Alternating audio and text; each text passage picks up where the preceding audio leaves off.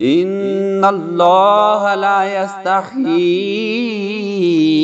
ان یضرب مثلا ما بعودة فما فوقها فأما الذين آمنوا فيعلمون أنه الحق من ربهم وأما الذين كفروا فيقولون ماذا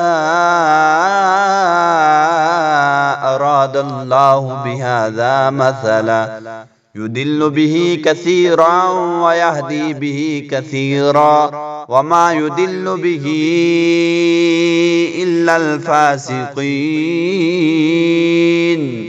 یقیناً اللہ تعالیٰ کسی مثال کے بیان کرنے سے نہیں شرماتا، خواہ مچھر کی ہو یا اس سے بھی ہلکی چیز کی۔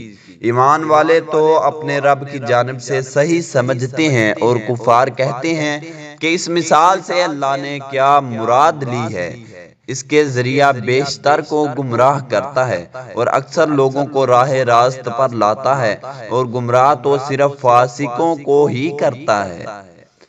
الذين ينقضون عهد الله من بعد ميثاقه ويقطعون ما أمر الله به أن يوصل ويفسدون في الأرض أولئك هم الخاسرون۔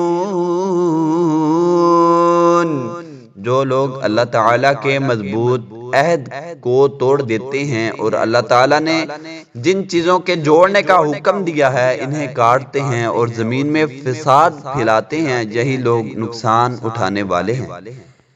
کیف تکفرون باللہ وکنتم امواتا فاحیاکم ثم یمیتکم ثم یحییکم ثم الیہ ترجعون۔ تم اللہ کے ساتھ کیسے کفر کرتے ہو حالانکہ تم مردہ تھے؟ اس نے تمہیں زندہ کیا، پھر تمہیں مار ڈالے گا، پھر زندہ کرے گا، پھر اس کی طرف لوٹائے جاؤ گے۔ هو الذی خلق لکم ما فی الارض جمیعا ثم استوى الى السماء فسواہن سبع سماوات وَهُوَ بِكُلِّ شَيْءٍ عَلِيمٌ۔